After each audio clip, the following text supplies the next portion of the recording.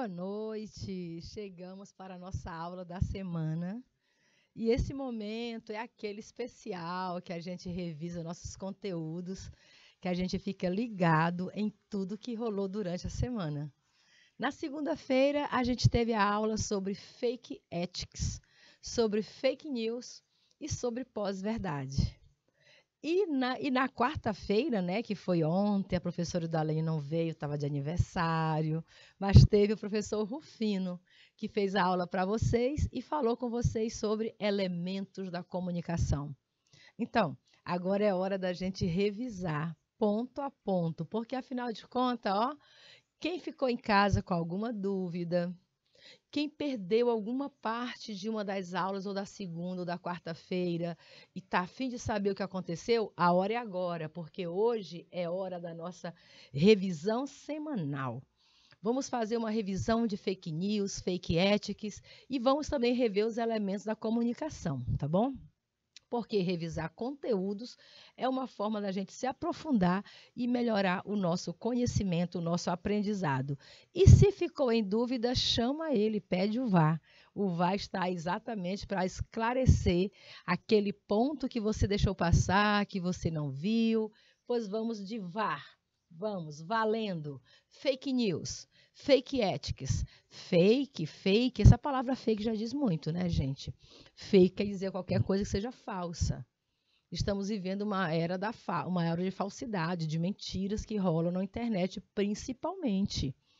Então, o tempo todo nós estamos aí sujeitos a nos deparar com alguma notícia falsa e, de repente, passarmos de não apenas leitores, mas a cúmplices dessas notícias.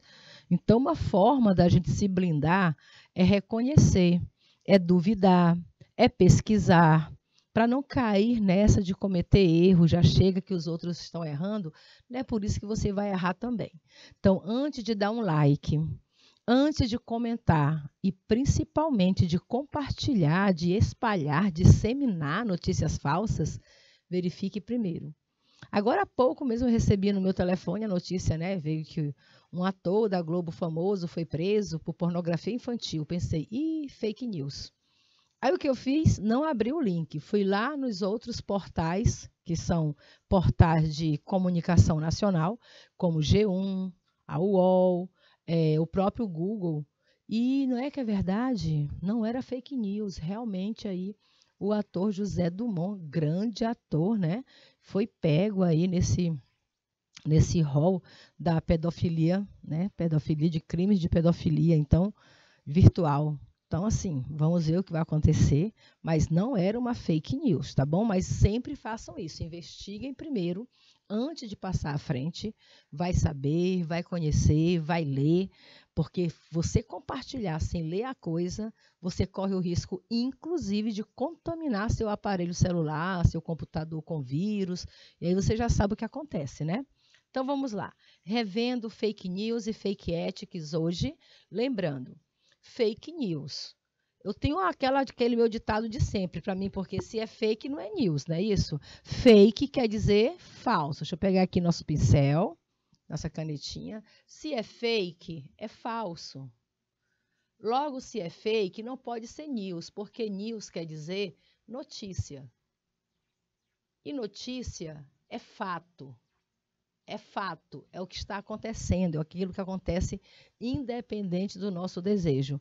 Logo, eu não posso gerar um fato, eu não posso criar um fato, eu posso investigar o fato, eu posso discorrer sobre o fato, eu posso ter várias atitudes diante de um fato, mas eu não posso criar, eu não posso desmentir, eu não posso, porque o fato já diz, eu nem preciso falar fatos reais, porque se é fato, já é real. Então, se é falso, não é fato. Se é fake, não é fato. Se não é fato, não é news, não é notícia. Então, fake news é aquilo que a gente chama de informação falsa. Em alguns casos, informações sensacionalistas. Olha, tem um site muito interessante na internet chamado de Sensacionalista, mas ele já é exatamente para isso. A intenção do sensacionalismo, que é o site que eu estou me referindo, é fazer humor em cima de fatos. Eles pegam notícias reais, né, que são decorrentes, e transformam em humor.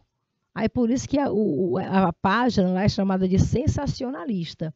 Ou seja, você já entra sabendo que é mentira, que é tudo falso, que é humor, que é brincadeira, que não tem intenções maliciosas. É diferente. Porque o sensacionalismo é quando as pessoas super divulgam, projetam notícias que não acontecem ou pegam uma parte de uma notícia e transformam no vendaval.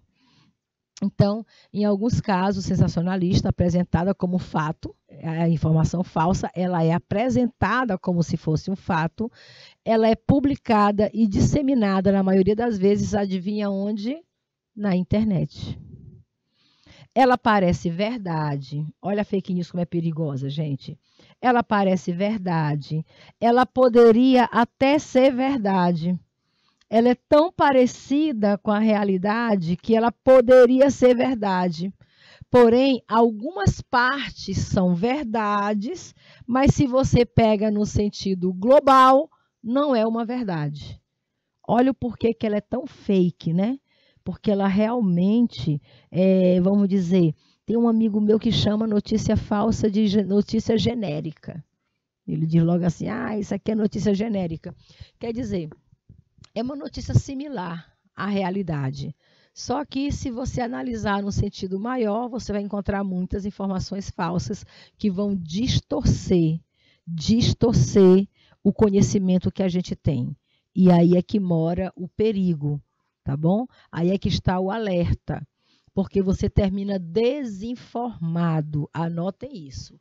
Quem lê fake news termina desinformado, porque a fake news é uma desinformação. Ela trabalha exatamente no sentido de perturbar a ordem, de criar o caos, de disseminar mentiras ou de colocar em dúvida aquilo que era para ser fato.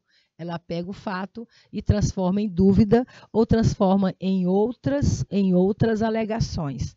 Ou seja, vai criar de qualquer forma a desinformação no leitor.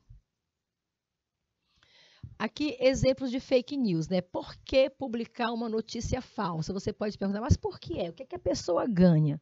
O que é que se ganha quando se publica uma notícia falsa? Vamos lá. Primeiro, a pessoa existe uma indústria. Se você imaginar, gente, existe uma indústria, tá bom? Existe uma indústria de fake news. Todo dia essa indústria só se alarga.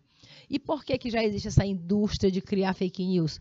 Porque tem pessoas que acreditam, porque tem pessoas que desejam, que querem que aquilo realmente seja verdade, elas querem acreditar naquilo, certo? Você recebe aquele comunicado, igual ainda agora botaram no grupo, aí compartilhe, se você compartilhar esse link 10 vezes, você vai receber um Pix de R$1.000. A pessoa acredita e ela deseja muito que aquilo seja verdade. Então, ela acaba pegando o link e sai postando em todos os grupos, até contar 30 vezes, para ver se ganha R$1.000 e não vai ganhar. O que ela está fazendo? Ela está disseminando um link malicioso, né? Malware, como é chamado em inglês, malware, quer dizer malicioso, contaminado, que pode causar danos, prejuízos a muitas pessoas, e ela faz isso somente porque ela deseja aquela ambição de ganhar os R$1.000. Outra coisa, quando eles divulgam fake news, quem diz que fazer o mal não lucra? O mal também pode ser muito lucrativo. E aí existem pessoas sem nenhum escrúpulo. Fazer o mal e lucrar quer dizer falta de escrúpulos. Falta de escrúpulos, ou seja, eu não quero saber, né? Não tem aquela frase do autor do Príncipe de Maquiavel, Ele diz que os fins justificam os meios, então não importam os meios que eu usei. O que vale é o que eu vou lucrar, é a minha finalidade. Então vamos lá. Produzir fake news. Por quê?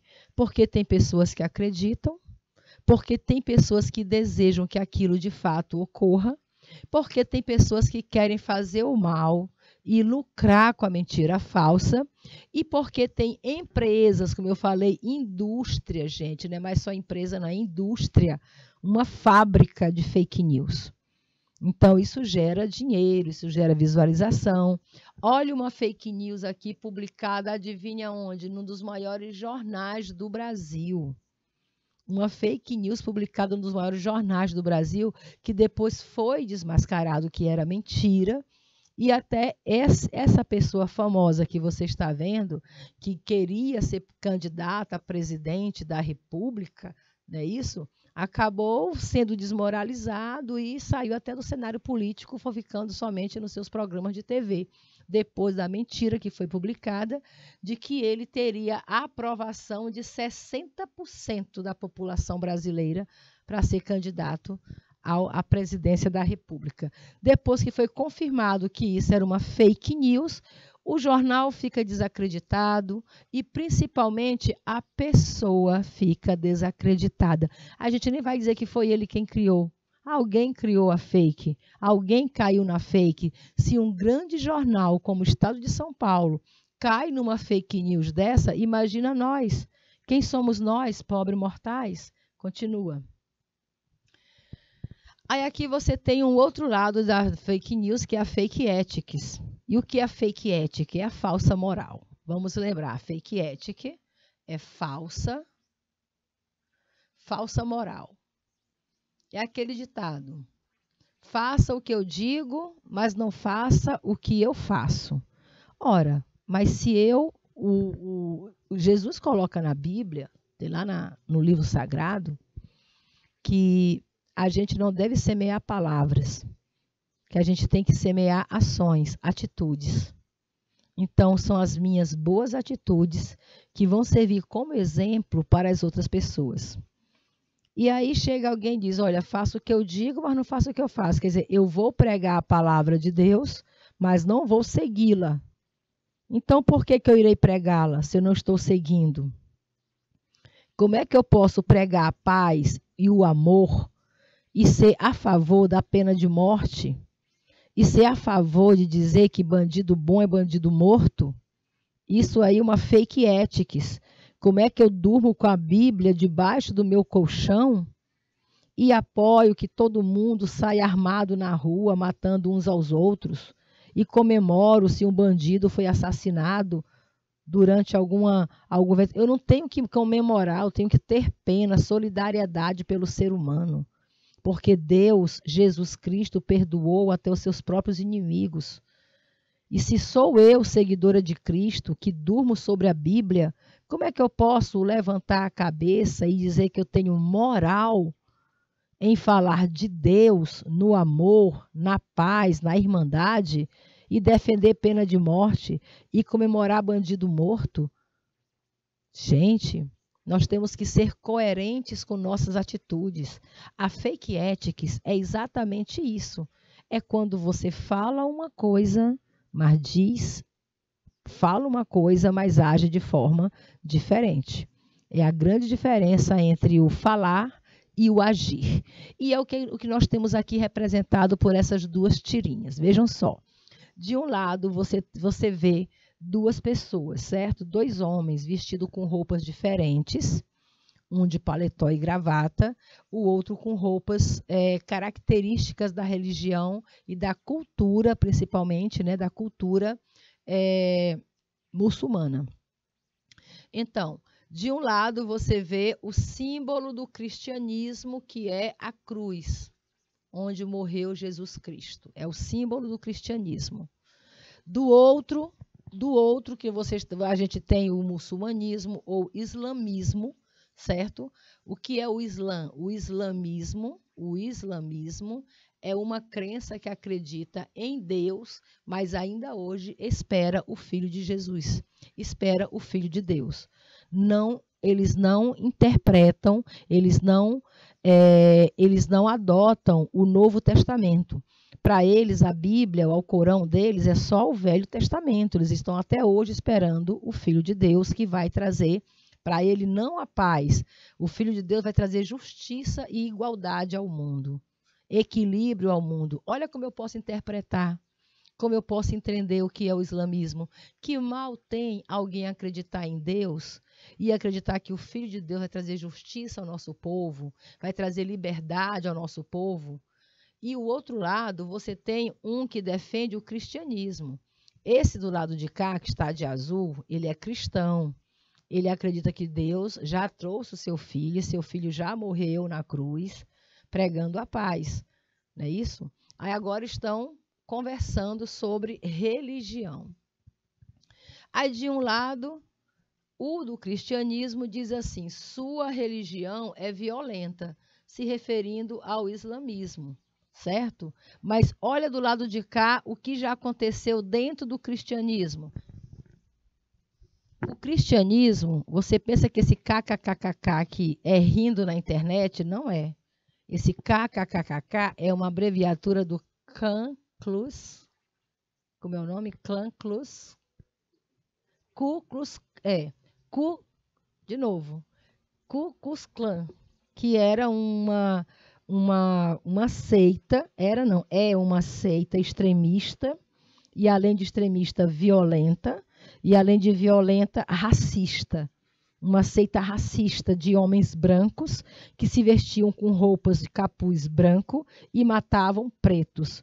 Tocavam fogo na casa de pretos para queimar as pessoas vivas dentro da casa. E a Igreja Católica, não vou dizer que estava dentro do movimento ou que apoiava, mas fechou os olhos, deixou acontecer. Nós temos o IRA, que é o IRA, uma rebelião também, que a Igreja Católica também fechou os olhos. A própria Reforma Protestante, que foi também violenta, no qual aí veio, depois da reforma, a Reforma Protestante, gente, trouxe consigo a Contra-Reforma. E a Contra-Reforma trouxe a Inquisição, né? Tiveram as cruzadas, que foi para pregar o cristianismo, para fazer com que todos fossem cristãos. Depois a Inquisição para condenar quem não era cristão. Quem não era cristão era chamado de herege, era jogado na fogueira, era jogado no óleo quente, no azeite quente. Isso também é violência. Ou seja, dentro da religião cristã houve muita violência e existe muita violência. Então é um apontando o dedo para o outro. Olha ele apontando o dedo para o Islã dizendo: a sua religião é violenta. Ou seja, isso é uma falsa moral, porque se ele olha para trás, se ele pega a história do cristianismo, ele também vai descobrir muita violência dentro da história da sua própria religião. Não é fé, é religião. Vamos saber separar o que é fé e o que é religião. Já os muçulmanos, os islamistas, que estão aqui do outro lado, com a arma em punho, esse sim pode pregar, pode usar a arma, porque eles não pregam a paz. Quem prega a paz é o cristianismo. Como é que eu sou cristã? Vou para a igreja, vou para o meu culto todo dia de manhã, levando uma arma na bolsa? Isso não é ser, eu não estou pregando a paz. Aí o Islã diz assim: a sua também é. Ele nem precisa apontar o dedo, a sua também é. E aqui aparece o Estado Islã com a sua violência, suas armadilhas, tudo que eles fazem, né?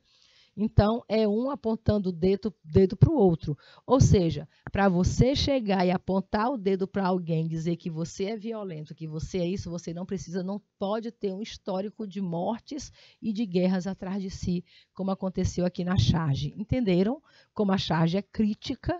A crítica que é feita. Outro exemplo de falsa moral. Observa só. O jornalista fazendo uma entrevista no meio da chuva. Você percebe que esses pontilhados aqui no quadro quer dizer chuva, certo? Agora, onde não está chovendo? Dentro do espaço onde está o jornalista. Olha só, o espaço dele está protegido pelo guarda-chuva, enquanto isso ele entrevista alguém ensopado debaixo d'água. E olha a pergunta que ele faz. Você acha que o individualismo, que quer dizer o egoísmo, a pessoa que só pensa em si, é uma tendência crescente? Olha ele sendo egoísta. Por que que ele não pegou esse guarda-chuva que aqui cabia mais uma pessoa e chamou esse cidadão aqui para dentro do guarda-chuva? Por que que ele pensou só em si, em se proteger da chuva e pergunta para o outro se o individualismo é uma tendência crescente, já mostrando-se individualista, já se mostrando egocêntrico, ou seja, preocupando somente consigo mesmo. Se eu não tenho exemplos para dar, eu não posso apontar o meu dedo para o erro dos outros. Como é que diz o ditado? Quem tem teto de vidro não joga pedra na casa, no telhado do vizinho. Anotem isso. Isso é fake ethics. Quem tem teto de vidro não joga pedra no telhado do vizinho. Mentir para passar a ideia de que você só tem opiniões corretas, isso é fake ethics. Mentira moral é algo conhecido por qualquer pessoa que tenha se dedicado ao estudo da moral. Nelson Rodrigues, por exemplo. Quem é Nelson Rodrigues, professor? Nelson Rodrigues foi um grande dramaturgo brasileiro, estudou muito bem a sociedade, fazia duras críticas à hipocrisia social. O Nelson Rodrigues costumava dizer assim, ó, mintam por misericórdia.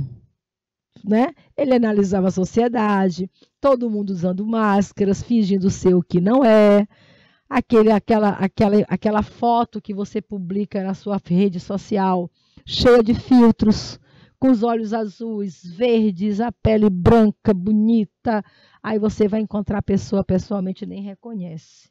Ah, é você? Desculpa, eu não te reconheci. Por quê? Porque a pessoa pregou uma falsa imagem. A falsa imagem. Isso quer dizer, a vida em sociedade sem uma certa dose de mentira é insuportável.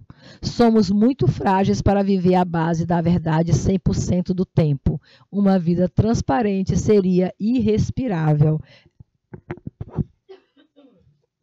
É o pensamento crítico de Nelson Rodrigues. Então, quando a gente fala de fake ethics, comportamento falso, moral falsa, você chama de hipocrisia, né? Também conhecido como hipocrisia, que é o ato de fingir possuir qualidades, ideias ou sentimentos que na realidade não se tem. Você já ouviu falar aquela expressão lágrimas de crocodilo? Lágrimas de crocodilo, você sabe o que significa lágrimas de crocodilo? Ah, você já ouviu, né? Ai, fulano chorou lágrimas de crocodilo. Crocodilo é o animal que quando ele está devorando a sua presa, né? Está devorando a vítima, pela mastigação forte que ele dá, ele solta líquido dos olhos, né? Ele acaba lacrimejando, chorando, ao pé da letra, enquanto devora uma vítima. Então, chorar lágrimas de crocodilo é uma ideia de hipocrisia. Fake ethics, contra o aborto, mas a favor da pena de morte. Oxe, como é que eu posso ser contra o aborto e defender a pena de morte?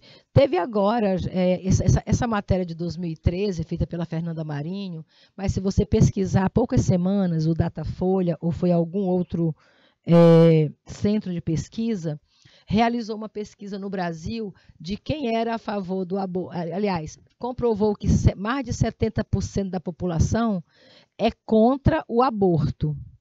55% da população é a favor da pena de morte. Olha a controvérsia. Olha a fake ethics.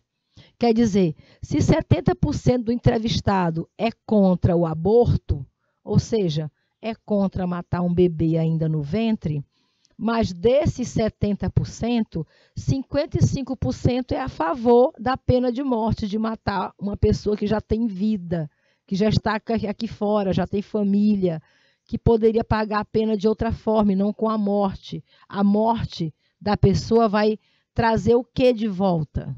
Se pergunte. Isso é fake ethics. Quando você defende a vida, você defende a vida da criança, mas condena o adulto à morte quando há outras formas, alternativas e maneiras de fazê-lo pagar por aquilo que fez. No Brasil, muitos são contra o aborto.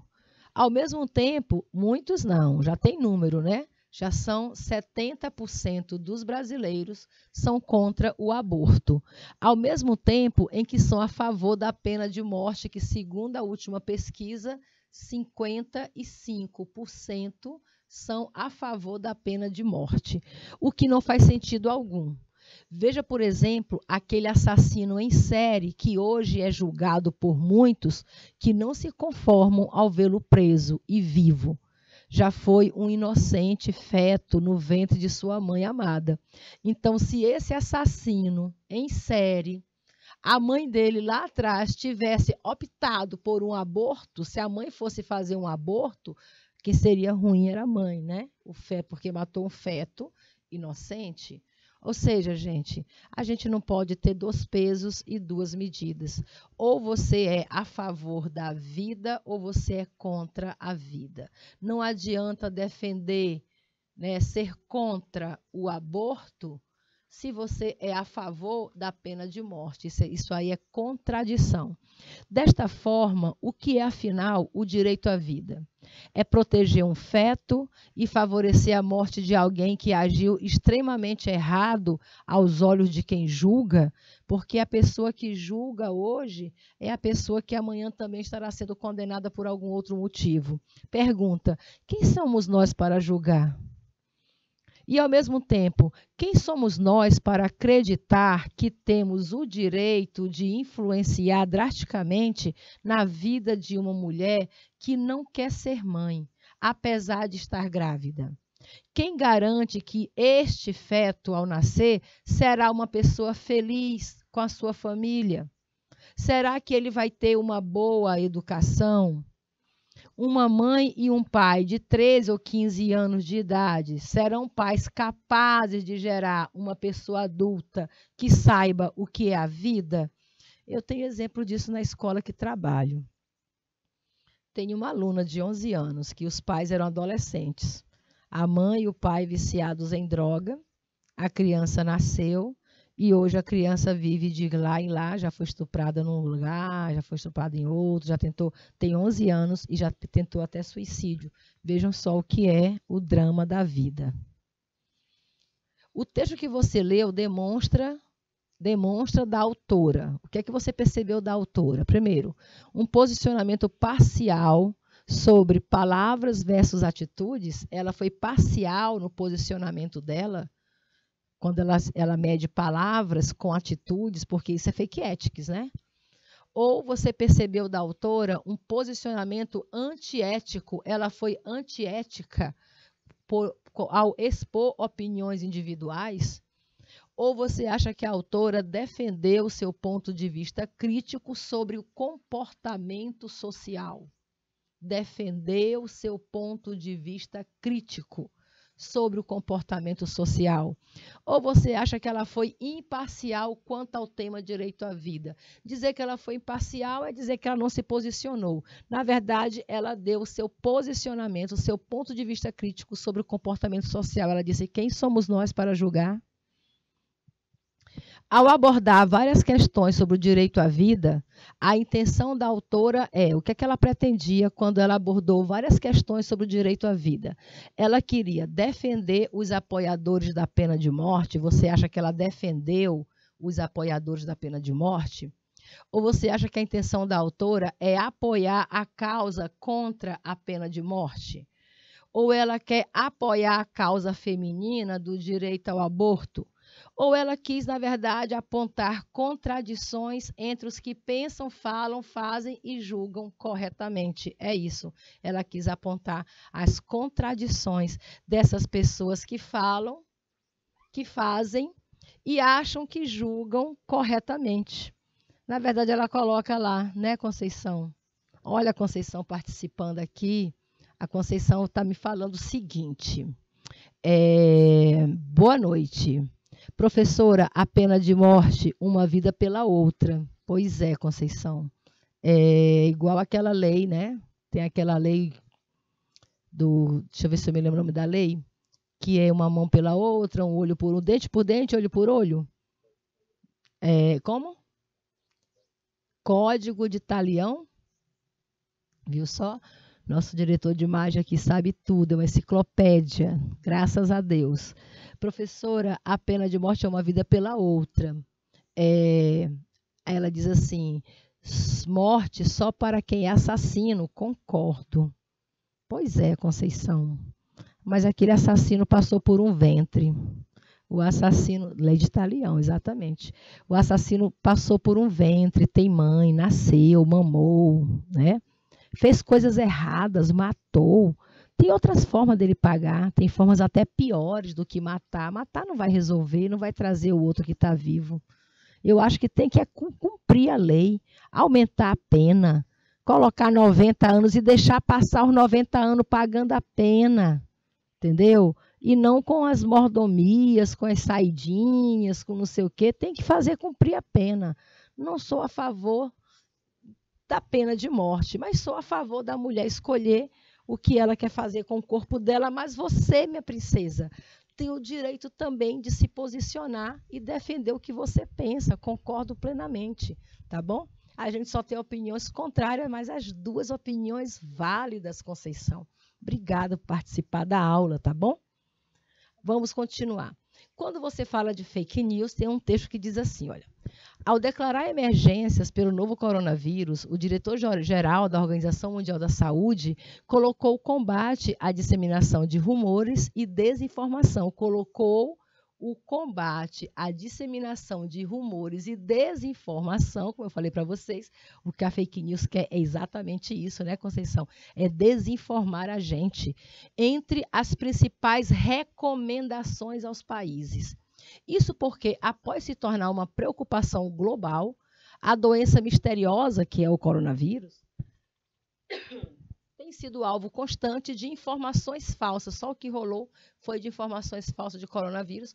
Teve gente que falou que até água sanitária matava o coronavírus.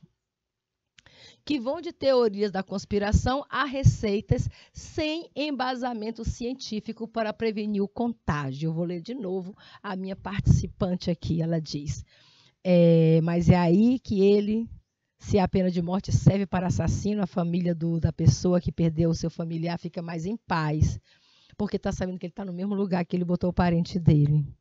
O que ele paga porque o outro não volta. E ele pode voltar. Pois é, Conceição, ele pode voltar porque a lei está frágil, né? Bora refortalecer essa lei, tá certo. O texto que a gente leu é o quê? É um conto? Não. É uma fábula? Não. É uma lenda? Não. É uma notícia. Uma notícia porque relata um fato. Relatou o fato de que a OMS colocou em estado de emergência para alertando o mundo inteiro aí sobre o problema das fake news durante a Covid-19, não é isso, Conceição? Todos nós já lemos alguma mentira sobre a Covid-19, não é verdade? A gente leu e viu o presidente dos Estados Unidos recomendando o povo para beber água sanitária, que ficaria bom da coronavírus. Tivemos tantos maus exemplos que, infelizmente, estamos passando por isso, felizmente. Qual é o tema tratado no texto? O texto fala da teoria da conspiração, falou nisso, mas não foi o foco principal. O texto falou da Organização Mundial da Saúde, falou sobre isso, mas não é o assunto da matéria. O assunto da matéria é fake news em plena época de Covid-19, não é verdade? Então, o assunto é fake news, com certeza. Ainda falando de fake news, a gente tem o seguinte, de vez em quando nas redes sociais a gente se pega compartilhando notícias falsas, verdade, ó, se pega, né?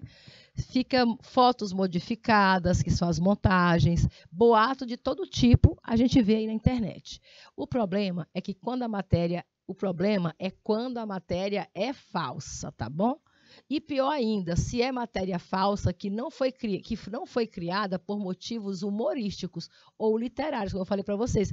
Tem aquele site sensacionalista, né, que ela já cria notícia falsa para causar humor, na verdade. Inclusive, teve uma última aí do preço do gás que eu achei uma maravilha, não é verdade? Você viu, Conceição?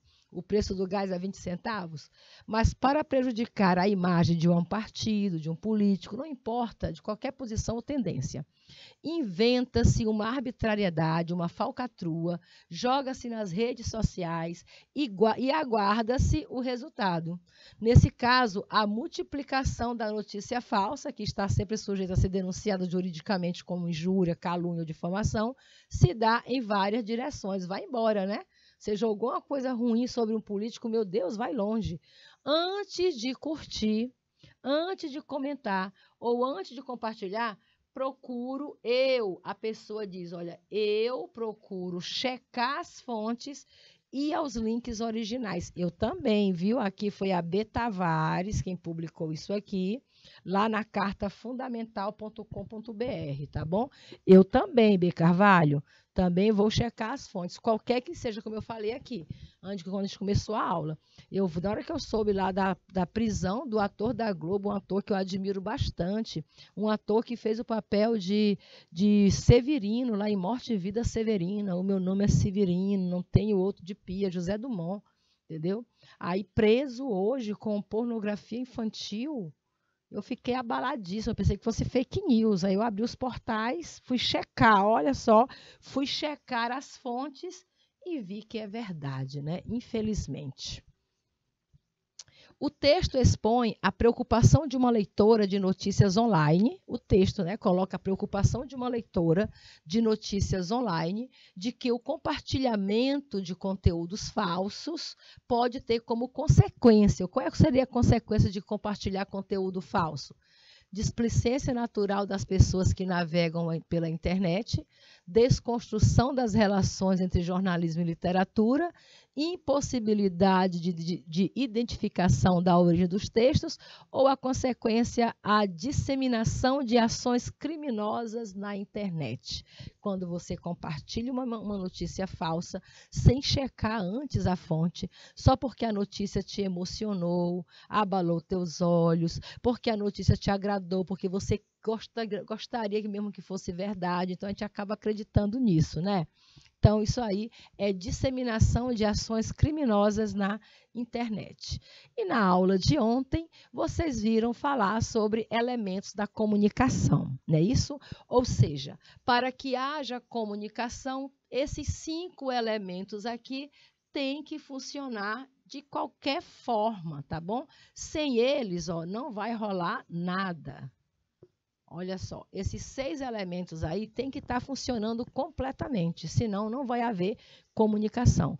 Tem que ter a pessoa que quer falar, com a pessoa com quem você vai falar, o assunto que você vai tratar. Primeiramente, tem que ter esses 3 elementos.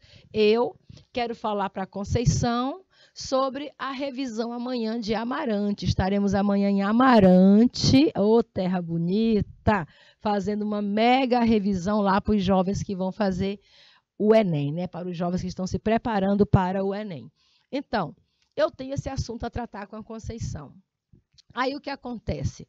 Acontece que para eu falar com a Conceição sobre um determinado assunto, primeiro eu tenho que encontrar um canal de comunicação, se vai ser por telefone, por carta, se vai ser por mensagem de texto, se vai ser pessoalmente, mas eu tenho que encontrar esse canal de comunicação, um lugar por onde a gente vai conversar. Segundo, nós temos que ter o mesmo código, a mesma língua. Se a gente vai falar em português, em francês, se vai ser Libras, se vai ser através de símbolos, números e sinais, né? um código, uma mensagem bem codificada. Depois que eu resolvo toda essa situação, eu vou gerar o texto, que é a mensagem completa daquilo que eu tenho que falar para a Conceição, tá bom? Então, se um desses elementos não acontece, aí nós vamos ter um famoso ruído, ou seja, intervenção comunicativa, não rola comunicação. E os elementos da comunicação são o emissor, o receptor, a mensagem, o código, o canal e o contexto, que são os elementos que a gente viu ainda agora. Essa placa aqui, por exemplo, sorria, você está sendo filmado, utilizou todos esses elementos.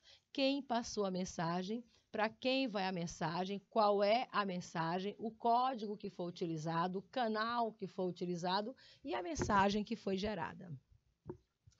Ainda falando sobre os elementos da comunicação, nós temos os interlocutores. Quem são interlocutores? São sempre quem estão diretamente dentro da comunicação, o emissor e o receptor, certo? É preciso também que haja o conteúdo que vai ser comunicado, que vai gerar uma mensagem. Tem o conteúdo, que é o referente, e vai gerar uma mensagem. Aí você tem o quê? Os códigos. Porque você não vai conseguir se comunicar se você não tiver código. O código pode ser oral, pode ser escrito, pode ser em cores, em símbolos, em imagens. Você pode usar gestos, placas, sinais, você pode fazer expressões corporais. Tem várias formas de você comunicar a sua mensagem, né? Fazer contato com a outra pessoa. Eu gosto muito de chamar essa palavra contato. Mas para haver o contato, precisa de um canal que você vai transmitir, ou seja, oralmente, por livros, por som, por televisão, pelas mídias, né? Pode utilizar vários tipos de mídia para poder gerar a sua mensagem, tá certo? Simbora resolver uma questão aqui rapidinho. Você tem a seguir 4 situações do processo de comunicação. Relacione-os. Situação 1. Conversa entre um brasileiro e um japonês, em que um não fala a língua do outro. Se eu sou brasileira, Conceição, tu é japonesa. Eu não falo japonês e tu não fala português. O que vai acontecer na nossa comunicação? Não vai haver comunicação, né, Conceição? Eu acho que a situação 1 é bem aqui, ó. Não há comunicação. Não tem como ter comunicação se a gente usa códigos diferentes. O problema aqui é a falha do código. Se falamos códigos diferentes, não tem comunicação. Situação 2. Conversa entre o norte-americano e um estudante que estuda inglês há pouco tempo. Olha, ele estuda inglês há pouco tempo. O norte-americano fala inglês.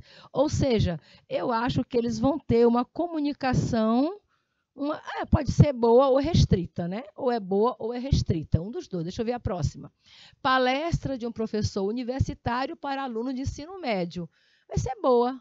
Vai ser boa.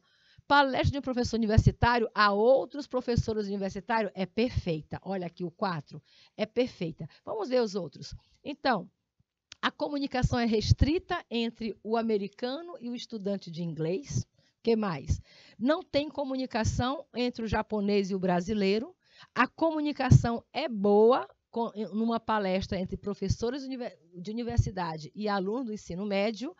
E a palestra é perfeita se for um professor universitário falando para uma turma de universitários. Amores, muito obrigada pela sua participação. Conceição, boa noite para você. E aqui termina a nossa revisão. Bom final de semana e até segunda-feira.